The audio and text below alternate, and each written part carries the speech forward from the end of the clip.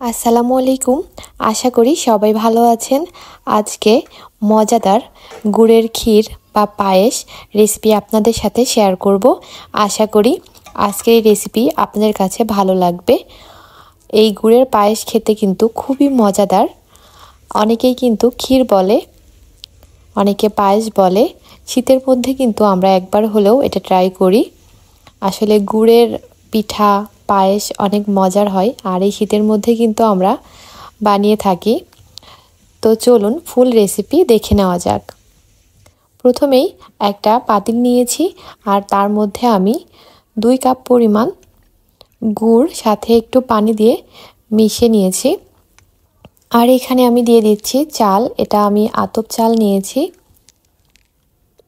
দেখতে পাচ্ছেন এই চালটা আমি 20 থেকে 25 মিনিটের মতো ভিজিয়ে রেখেছিলাম। তারপর চালটা ভালোভাবে ধুয়ে পরিষ্কার করে দিয়ে দিয়েছি।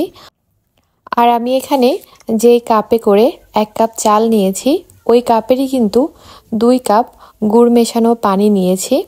এখন এই চালটা আমি সিদ্ধ করে নেব। চুলার আঁচটা মিডিয়ামে রেখে জাল করতে হবে আর মাঝে মাঝে নাড়তে হবে। গুড় আর পানি ছাড়া আমি কিন্তু এখানে আর কিছুই মেশাইনি। আস্তে আস্তে চালটা সিদ্ধ হয়ে আসবে। আসলে এই পায়েসটা এক একজন এক এক রকম করে রান্না করে। আমি কিভাবে রান্না করি সেটাই আপনাদের সাথে শেয়ার করছি। আমি জাস্ট দেখে নিলাম চালটা সিদ্ধ হয়েছে কিনা। চালটা অনেকটাই সিদ্ধ হয়ে এসেছে।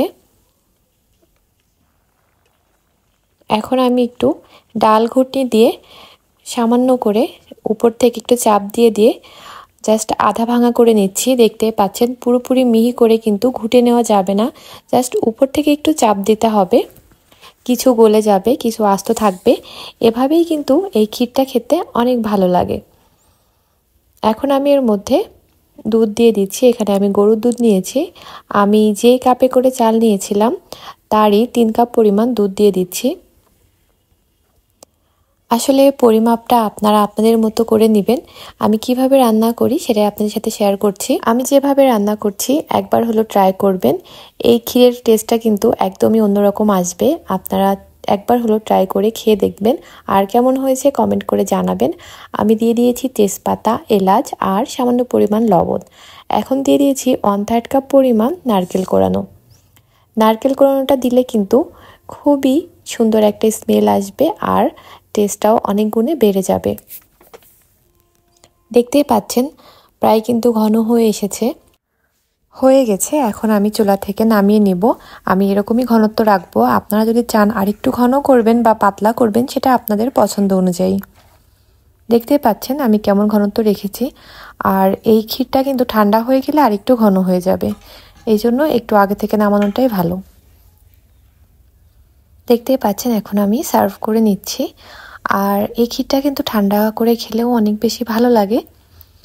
আশা করি আজকের রেসিপি আপনাদের কাছে ভালো লেগেছে। রেসিপি ভালো লাগলে ট্রাই করবেন, কেমন হয়েছে কমেন্ট করে জানাবেন। আমি এখন উপর থেকে একটু কোরানো নারকেল দিয়ে দিব। আপনারা আপনাদের পছন্দ মতো সাজিয়ে নেবেন। চাইলে বাদাম কুচি দিতে পারেন, কিশমিশ দিতে পারেন। সবাই ভালো থাকবেন, সুস্থ থাকবেন। নতুন রেসিপি নিয়ে দেখা হবে। আল্লাহ হাফেজ।